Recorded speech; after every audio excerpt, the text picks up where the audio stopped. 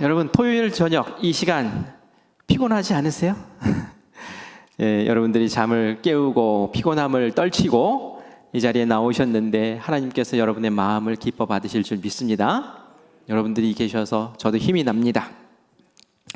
우리가 지난 시간에 사무엘상 13장을 보았을 때에 사무엘이 블레셋과의 전쟁에 앞서서 하나님께 번제를 드리게 됩니다.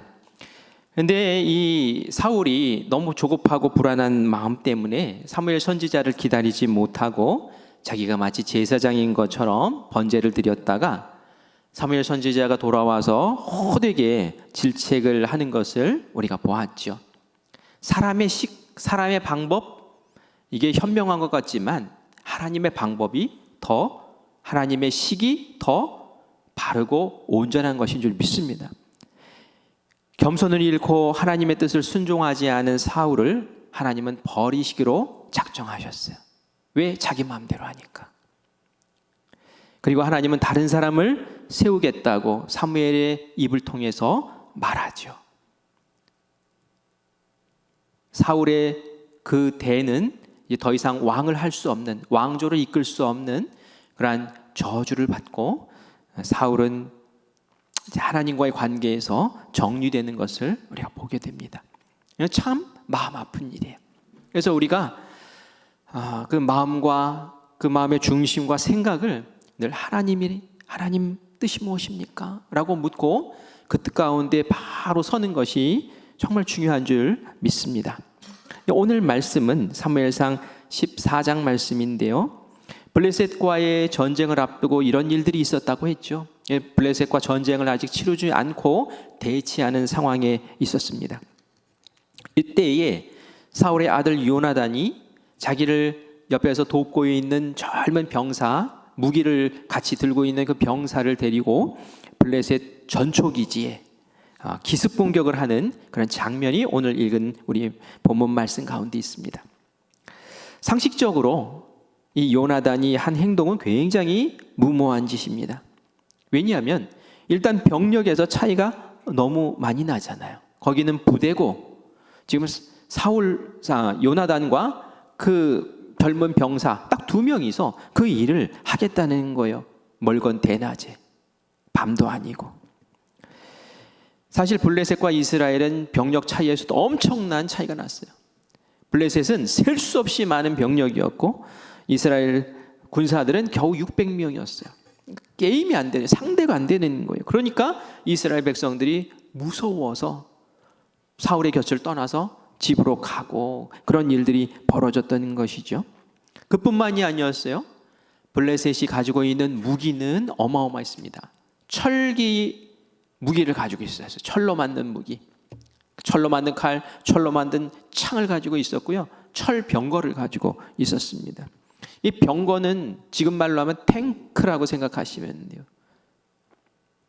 그런데 이스라엘 백성들은 사무엘상 13장 후반부에 보면은 그들은 철을 다룰 수 있는 기술이 없었대요. 구리까지는 다룰 수 있었던 것 같아요. 철기 문명과 청동기 문명은 엄청 다르거든요. 문명을 달리 얘기하잖아요. 그래서 철을 다룰 수 없어서 블레셋 사람들에게 가서 농기구를 맡기고 거기에서 나를 세우고 그래서 그걸로 농사를 짓고 했단 말이에요.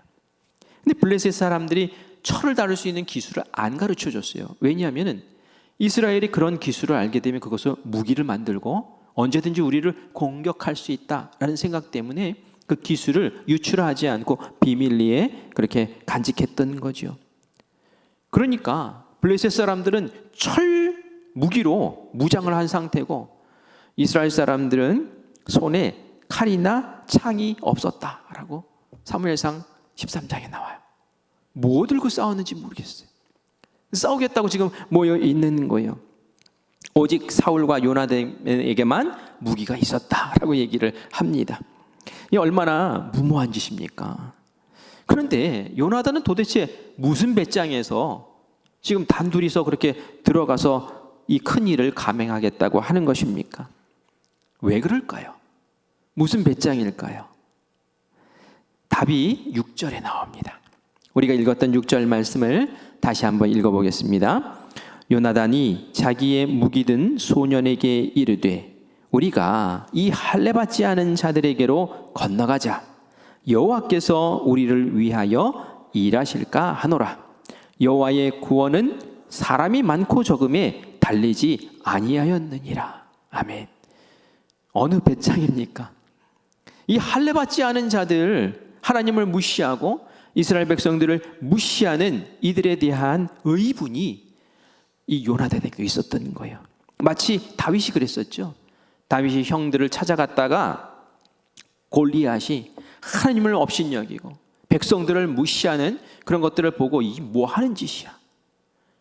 아무도 나가서 싸우지 않는 것을 보고 그냥 열불이 나가지고 내가 가서 싸우겠다고 하면서 나섰던 그 열정이, 그 의분이 이 요나단에게도 있었던 거예요. 그런데 이것만 가지고 나가서 싸울 수는 없잖아요. 더 중요한 것이 있었습니다. 그것은 무엇입니까? 구원하심이, 전쟁에서 이기게 하심이, 이 블레셋과의 전쟁에서 이스라엘 백성들을 구원하실 그 힘이 어디에 있다고요? 병력 숫자에 있는 것이 아니라 하나님께 있다. 하나님의 손에 달려 있다라는 그러한 믿음이 이 요나단에게 있었기 때문인 줄 믿습니다. 하나님이 사랑하는 백성을 어찌 하나님의 의로운 손으로 붙잡아 주시지 않겠는가?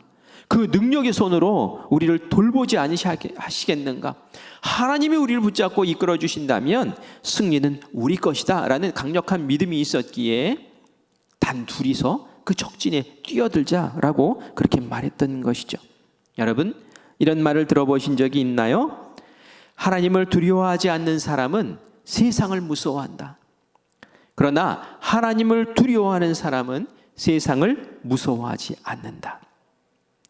하나님을 두려워하지 않는 사람들은 마치 아무것도 두려워하지 않을 것 같아요. 하지만 그들은 세상의 권세에 벌벌 떨고 돈에 벌벌 떨고 세상 사람에 벌벌 떱니다. 세상을 두려워하게 돼요. 그러나 하나님을 경외하는 사람, 하나님을 두려워하는 사람, 하나님을 존중하고 하나님 붙잡은 사람은 더 이상 세상을 두려워하지 않습니다.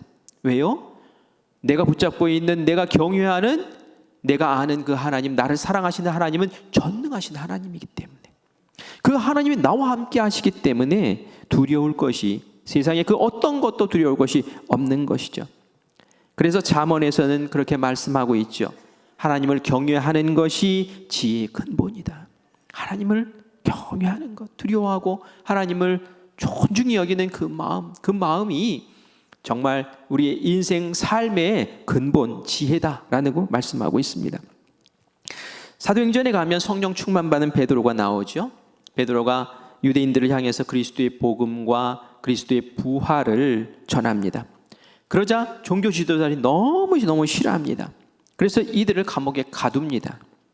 그러나 이 복음을 듣고 믿는 사람이 5,000명이나 되었던 것을 우리가 보게 돼요. 이튿날 감옥에서 이 베드로와 요한을 끄집어내고 유대교의 유대인들의 그 관리들, 장로들, 서기관들, 제사장들, 또 대제사장까지 함께 모여서 베드로를 신문합니다. 그때 어떻게 신문했을까요? 너희가 무슨 권세로 누구의 이름으로 이 일을 행하느냐? 지금 이거 묻고 있는 사람들은 예수님을 죽였던 사람들이에요. 그렇죠? 그 일을 주도하고 도모했던 사람들이에요. 이게 얼마나 무서운 질문입니까? 네가 뭔데? 베드로가 그들 앞에서 이유를 설명하는데, 이유를 설명하는 거 보니까 복음을 전하고 있어요. 복음을 전해. 예수님의 부활을 전하고 복음을 전하고 있어요. 얼마나 조리 있고 담대하게 전하는지 그를 신문하는 사람이 더 이상 비방을 할 수가 없는 거예요.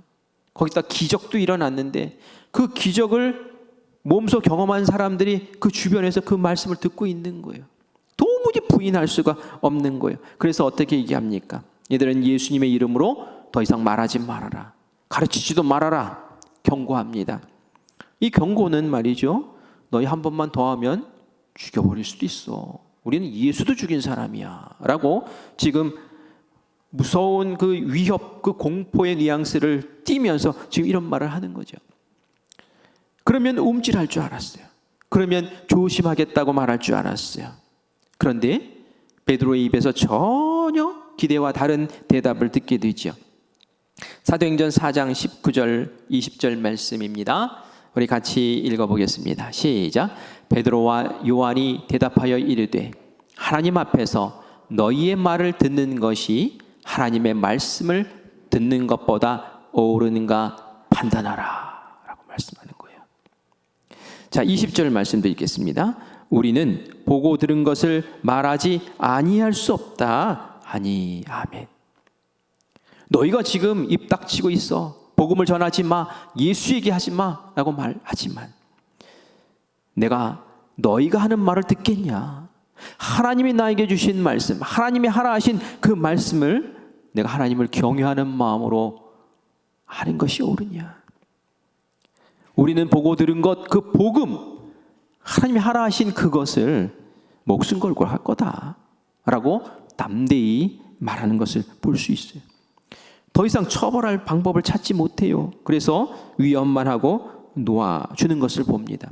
사실 베드로와 그 제자들 어땠습니까?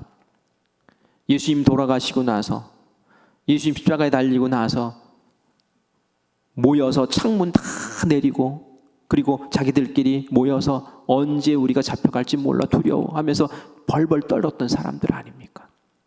그런데 성령 충만하니까 이제는 더 이상 사람의 권세가 두렵지 않은 거예요. 내 목에 칼이 들어와도 나는 하나님이 함께 하시고 하나님이 하라 하신 그 일에 나는 목숨 걸고 하겠다라고 나서는 그 모습이 얼마나 담대한 모습입니까? 사람을 두려워하죠. 세상을 두려워하지 않는, 정말 세상이 감당할 수 없는 그 놀라운 예수님의 제자들의 모습을 우리가 볼 수 있죠. 요나단도 마찬가지였어요. 하나님이 도우시면 사람의 숫자가 중요한 게 아니야. 그건 상관없어. 하나님이 도우시면 이길 수 있어. 하나님의 손에 구원이 달려 있어. 이런 고백을 하고 아버지 사울이 있는데도 불구하고 전혀 얘기하지 않고 단 둘이서 뛰어든 거예요. 믿음으로 나가겠다는 거예요. 여러분, 전쟁의 결과가 궁금하지 않습니까? 어떤 일이 벌어졌을까요? 요나단과 젊은 병사가 반나절 동안 20명을 쳐 죽입니다. 그리고 블레셋 진영에서 뭔가 이상한 움직임이 일어나는 것을 보고 사울이 저게 도대체 뭐냐? 누가 들어갔는지 찾아봐라. 찾아보니까 자기 아들과 그 병사 한 명이 들어가서 지금 뭐 거기서 난리를 치고 있는 거예요. 야, 우리도 빨리 들어가자 해가지고 사울이 병사들을 이끌고 가서 그 상황을 보니까 이런 일이 벌어졌어요. 블레셋 사람들 자기들끼리 서로 정신없이 죽이고 있는 거예요. 그래서 대승을 거둡니다. 이건 누가 한 일입니까? 하나님이 하신 줄 믿습니다. 어떻게 두 사람이 그렇게 할 수 있겠어요? 하나님을 믿는 믿음으로 하나님을 모욕하고 이스라엘 백성들을 위협하는 이 블레셋과 내가 와서 싸우겠다. 하나님이 나와 함께 하시면 승리는 내 것이다. 무슨 숫자가 중요하고 철병기가 중요하냐? 하나님이 함께 하시는데, 전능하신 하나님이 나를 붙잡아 주시는데, 바로 그 믿음으로 이들이 이렇게 담대한 그 믿음 가운데 블레셋들은 꺾일 수밖에 없었던 것을 우리가 오늘 말씀을 통해서 반드시 기억해야 될 줄 믿습니다. 세상이 두렵습니까? 그러면 눈을 들어 하나님을 보시기 바랍니다.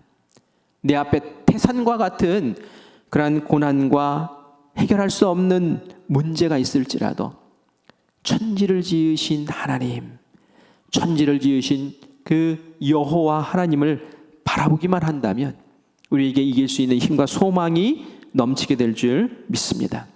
때로는 우리가 이렇게 불평할 수 있어요. 하나님께서 우리를 사랑하시잖아요. 그러면 염려와 근심, 문제, 갈등 이런 거 우리에게 없으면 안 돼요. 안다고 하시면 안 돼요. 하나님이 아예 제거해 주시면 안 돼요. 근데 하나님은 어떻게 말씀하십니까?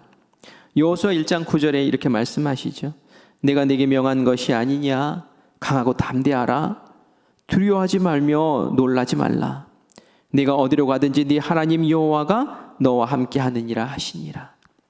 염려와 근심을 거두어 가시겠다는 것이 아니에요.